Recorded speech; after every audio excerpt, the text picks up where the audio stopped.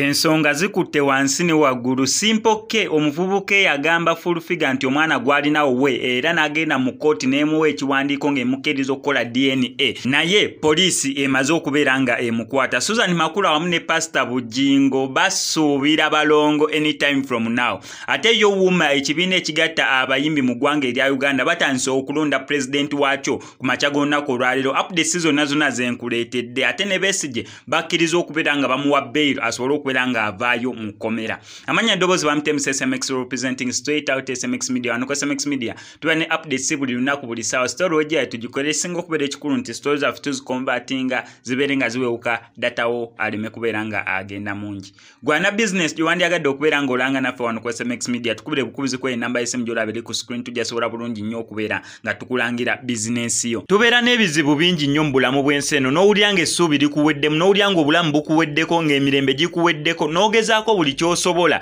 kyonna ne kigaana. Aji Kivumbi avuddeyo okubeera ng'akugamba nti bambi toggwamu ssuubi naddala nga tonnagezaako ku Aji Kivumbi agenda beera ng'akulombereddwa ku nnamba y'essimu 0752 20 61 37 enamba gy'olaba eri ku post eya green. Aji Kivumbi agenda kulombera bulungi nnyo edduwa essuubi eribadde likuweddemu lisobole okubeera nga likuddamu. Edduwa ekolera ddala naddala ng'ogifunye ew'omuntu omutuufu. Bambi gwe wenna ali eyo Aji Kivumbi akola ku bantu ab'eddiini zonna. Mukubire bukubizi ku enamba y'essimu omunnyonnyolemu ekizibu kyo ajja sobola bulungi nnyo okulombera edduwa. Nga bwe mbadde nkutegeeza katutandike ne Simple K. Simple K ye muvubuka yavaayo okubeera nga akayanira omwana wa full figure n'agamba nti neera olubuto olwo ye yalufunisa full figure. Ate ye full figure tamukkiriza kubeera nga alaba ku mwana we gwe yeezaalira okuva mu ntumbo ze. Mbu full figure okuba yazaala ono omuvubuka amwewala kyokka ate nga ye taata w'omwana omutuufu. Omuvubuka ono yabyogera emirundi egisukka mu esatu oluvannyuma. Actually yasooka kubeera ng'akola akatambi ng'akakasa abantu nga omwana full figure gw'alina wali owuwenera n'abakakasa oba n'abategeeza nti full figure yamuganya okubeera nga accessinga omwana we. Mu luvannyuma lw'obbikola ebyo ffe twalowooza mbu ebyo bikomyawo bya mawulire omuvubuka abadde aga just attention okusinza ne ku full figure we yavaayo okubeera ng'ayogera n'alowooza mbu omuvubuka just ayagala kumwerippirako. Then oluvannyuma twagenda okulaba ng'avuddeyo n'ekiwandiiko ng'agenze mu kkooti emukkirize okubeera nga bamukolako DNA y'omuvubuka n'omwana wa full figure bakakase nti ddala kituufu omwana we oba siwo wabeera nga we then bamuwenga access okulaba ku mwana we.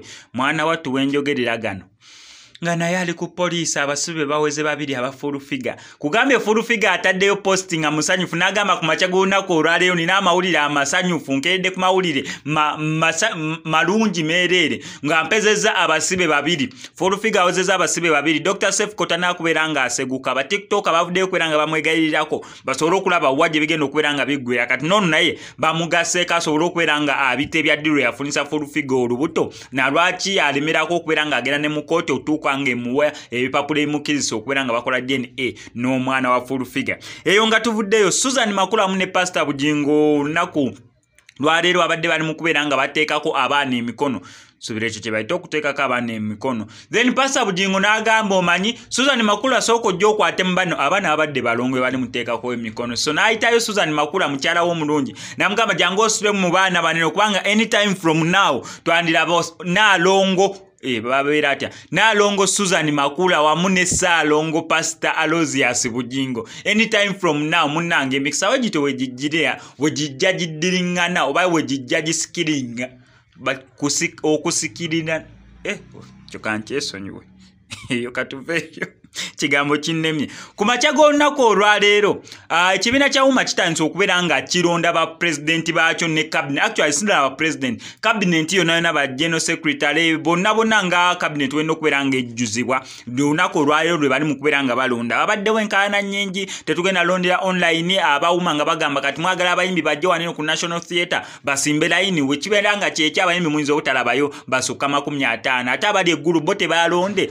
kubanga ogamu n'abali eggulu abayimbi beteekemu transport bajja wano ku National Theatre then olweggulo baddeyo nga bamaze okulonda oba okusimba line kiba tekigenda kukola ate nga tebalina ssente sobola kuteeka kulonda mu byalo yonna gye bani basazaawo bakole kwa online. Naye nga ku makya g'olunaku olwaleero okulonda kutandise. Gwe subscribing hano ku SMX Media tojja kubeera ng'omissinga updates kwani agenda okubeera president w'ekibiina kya Wuma eky'abayimbi addako. Embiranye oba okusinga competition eri wakati wa Cinderella Sanyu n'omukulu King Saha. Eyo nga tuvuddeyo Dr. Kizza Besigye oluvannyuma lw'okuvaayo n'agamba Abannayuganda mugolokoke muzuukuke, kampeni yali mugolokoke muzuukuke, ng'ajja bayitamu abanga abagugumuka bakiyita batya bannange Oluganda nga leero lunnemye nnyo, ng'ajja abagugumula, nedda okugugumula ate kibira kigambo kinene nnyo, ng'ajja abayisaamu eggaali okulaba ng'abazuukuusa ku lw'emiwendo egirinnye baleme kubeera nga basuulayo obuvunaanyizibwa bwabwe. Dr. Kizza Besigye bamukwata, naye mu kubeera nga bamukwata